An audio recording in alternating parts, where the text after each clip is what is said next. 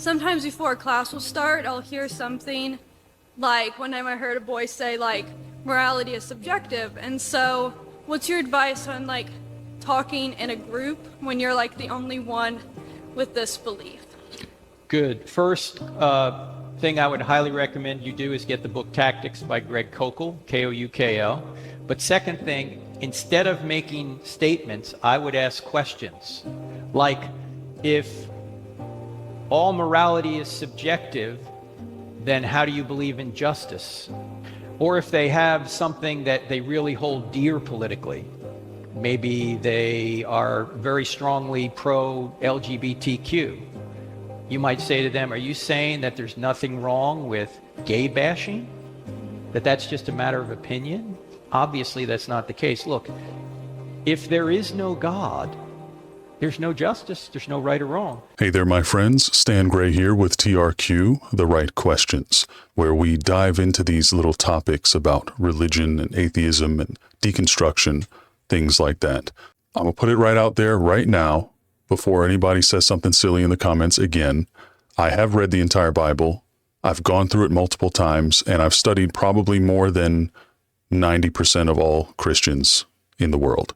So there's no need for you to assume that I don't read or have never read the Bible that I'm constantly talking about online. And that probably goes for most of the atheist content creators out there. I mean, on average, we probably know more about the Bible and its inner workings and all the context that you like to cite.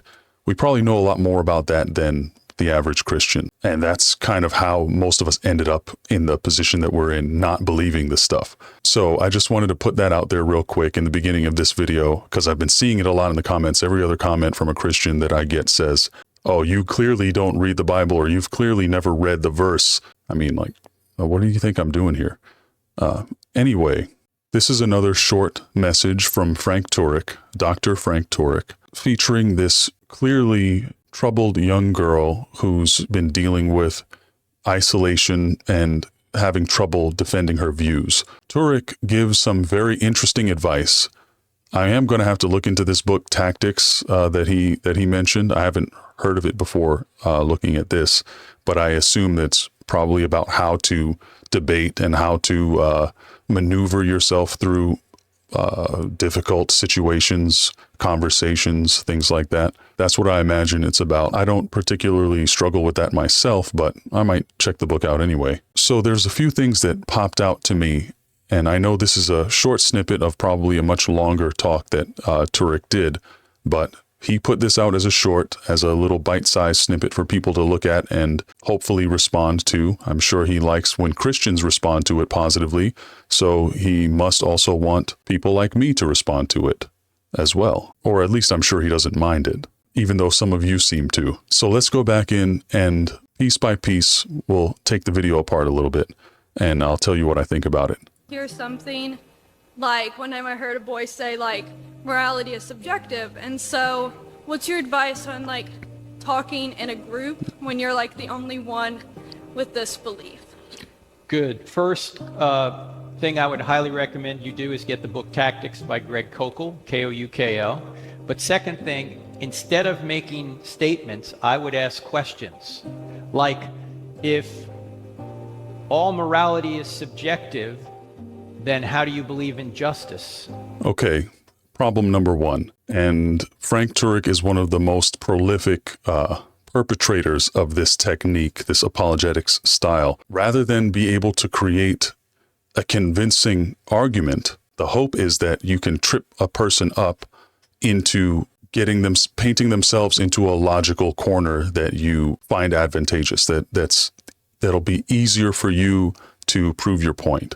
Which I get it, but at the same time, I think it's even more advantageous to be able to logically explain your position without the need for these tricks like answering a question with a question and trying to find something that they feel strongly about that you can use against them. Something about that tactic just seems unnecessarily underhanded. I mean, if you have good reasons for believing what you believe, why not say, hey, study up and make sure you understand why you believe what you believe, and then be able to explain and articulate those things. Make an argument for your own beliefs. Even the Bible itself says that Christians should be prepared to be able to do that. But time and time again, especially when it comes to this objective morality conundrum that Christians come across very often, and there is a reason why that comes up all the time in these apologetics settings, because it is a strange and difficult to navigate topic, just in general. So let's go ahead and look at what Dr. Turek is advising this young lady to do. If all morality is subjective, then how do you believe in justice? So here's my answer to that. This idea that without an objective external lawgiver or rule maker, it's impossible to even believe in the concept of justice. Justice is a word, an idea that human beings created, just like beauty. It's a thing that's completely dependent on our perception of it. And dare I say, there are times in the Bible where things happen that are supposedly just, that ironically enough, a Christian will say it was just for that time, but if it was to happen right now, it would not be just. For example, when a nation in the Old Testament was completely wiped out, men, women, and children, I'll put some examples on the screen so you know exactly what I'm talking about. A Christian basically has no choice but to say that that is a moral, objectively just outcome for those nations. However, if a nation is doing evil in the sight of the Lord right now, would it still be just to wipe out every man, woman, and child there? I don't know anyone who would describe that as perfect justice. And ironically, if it was objective moral justice that brought about the end of every single living, breathing creature in those cities, you would think it would still be applicable today. But the very fact that it's not applicable today shows that it is in fact subjective. I have a little bit more to say about this, but we're going to go on first. Or if they have something that they really hold dear politically, maybe they are very strongly pro-LGBTQ. You might say to them, are you saying that there's nothing wrong with gay bashing? That that's just a matter of opinion? Obviously, that's not the case. Look. Okay, this is a big thing to me, and it's a very important part of this whole argument about objective morality versus subjective morality. In my opinion, the way I see it, morality and justice, these things are all concepts that people get together and agree upon. And there is no reason for these things to be objective in any way, shape, or form. It doesn't, like, what do we gain by asserting that, hey, these things are moral because there's a God that says so, versus, hey, we all agree these things are moral and these things are immoral. At the end of the day, there's going to be people who do moral things and there's going to be people who do immoral things, regardless of the source of where they get those morals from. And different people are going to feel differently about what's moral and what's not moral. Societies and cultures develop and they make these agreements over time.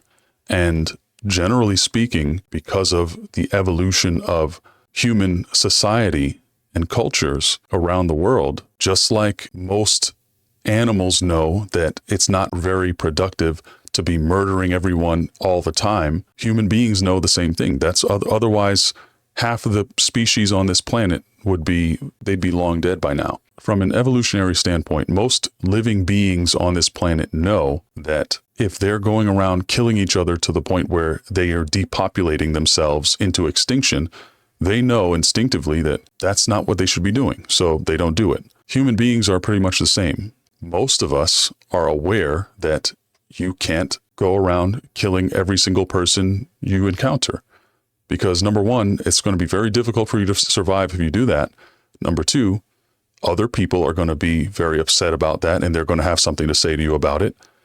And number three, most people lack the ability and the desire and the urge to do such a thing.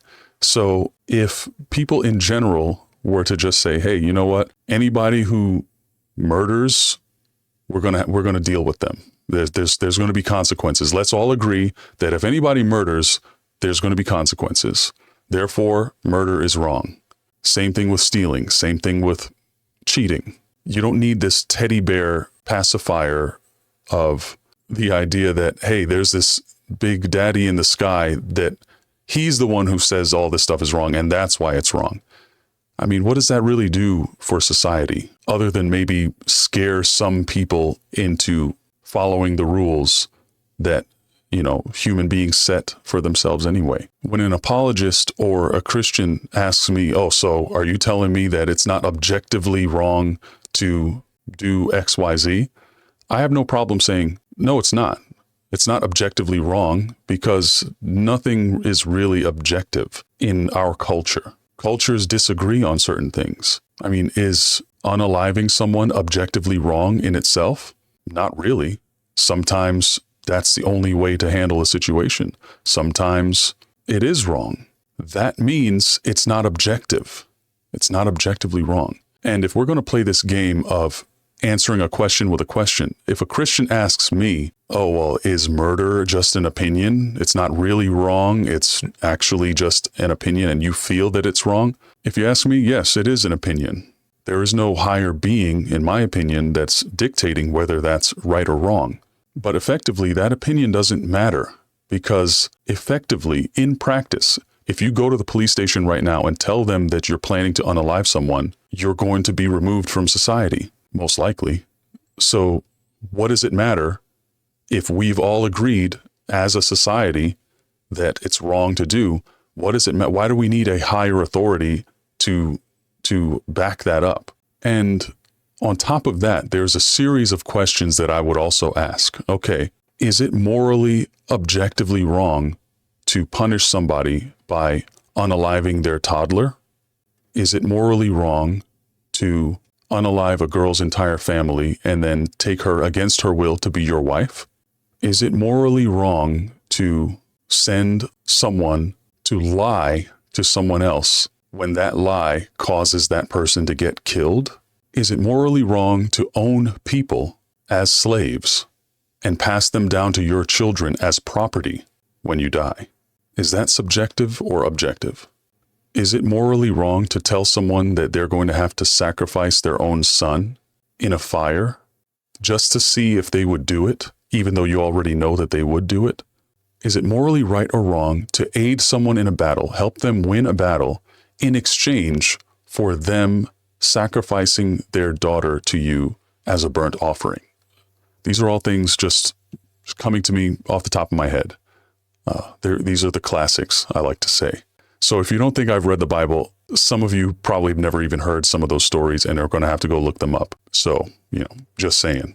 So anyway, not only do Christians have this strange need for supernatural approval for the moral systems that we human beings have scraped together in the mud down here on earth, they can't even make sense of a world existing without that sky daddy saying, hey guys, I'm the one who tells you what's right and wrong, not you. Even though the stuff that I did back in the day, it was all right then, and most of that's not right now.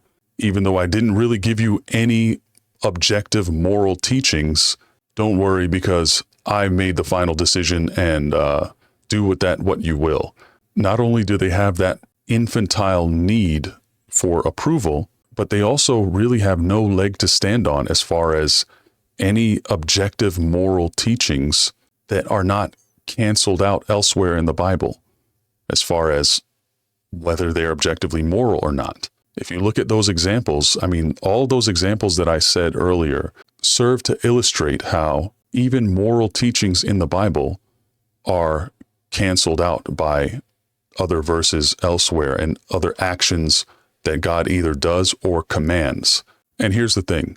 If you believe that God is beyond morality and he can do whatever he wants, which many Christians do believe, God has the authority and the ability to destroy innocent babies, children.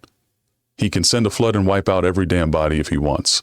And that's totally his prerogative. Nobody can call him out on that, which both the Bible and modern Christians mostly do agree on. But you still have to contend with the times where God commands human beings to do those exact things. Thou shalt not kill, except when I tell you to kill. Don't sacrifice your children unless I tell you to sacrifice your children. Don't kidnap unless I tell you it's okay to kidnap a young virgin girl after a war. Don't steal unless you're stealing women and children and plunder from a city that you've destroyed under my command. If you know of an objective, non-canceled moral teaching in the Bible, please let me know, and then I'll evaluate that and adjust my sentiments as needed. But just from what I've already explained, I hope you would see my point that there are more than sufficient arguments against the idea of objective morality, at least according to the Bible and biblical teachings. There's really so much there that conflicts with the idea of objective morality that I don't understand why Christians are always arguing that. When Dr. Turek says, hey, are you saying there's nothing wrong with gay bashing? Number one, it's really crazy for him to be using that as a gotcha question because of the common Christian sentiment towards gays and LGBTQ plus people. But notice the twist there that he says, are you saying there's nothing wrong with gay bashing? No, I'm not saying there's nothing wrong with it. I'm saying that there's no supernatural, objective, moral lawgiver who says there's nothing wrong with it. I believe it's wrong to be gay bashing people. So do you, and so do most decent human beings who don't think that you should abuse people because of their differences from you. That's a common agreement among human beings, or at least it should be, in my opinion. But if it's not, people who do gay bashing, if you do it in the wrong place, you might have some consequences because of that. And those consequences might prevent other people from doing the same thing in the future. And that's how we handle morality and justice in normal adult civilizations. Just because there's no God doesn't mean things aren't right or wrong. It just is what it is, and we do with it what we will. And, if you go to some countries, gay bashing is totally fine. So they decide for themselves what they think that is, whether they think it's right or wrong. And guess what? People who feel otherwise disagree with them. People who think gay bashing is wrong will disagree with people who think it's not wrong. And eventually one or the other is going to win out. And meanwhile, this rock that we're on is spinning through the universe, has no idea what the hell we're arguing about. That's just the simple reality of things. It's not flowery and cute, but it is what it is. So those are my thoughts on the situation. I'm sure there's going to be plenty of interesting commentary down below. Like and subscribe if you enjoyed this video. If you have something to say, whether you agree or disagree, shoot me a comment down below, let me know, and I will address that if I feel the need to. Anyway, I hope you're well, hope you're having a great day, and enjoy the rest of it, whatever you're doing today, however this video finds you. I do appreciate you taking the time to listen to me discussing this stuff, and I hope to see you down in the comments soon and hanging around on the channel. I'll talk to you later, my friend. I'm Stan Gray. This has been TRQ, The Right Questions. And remember, if you want to know the truth, you've got to ask the right questions. I'll see you later.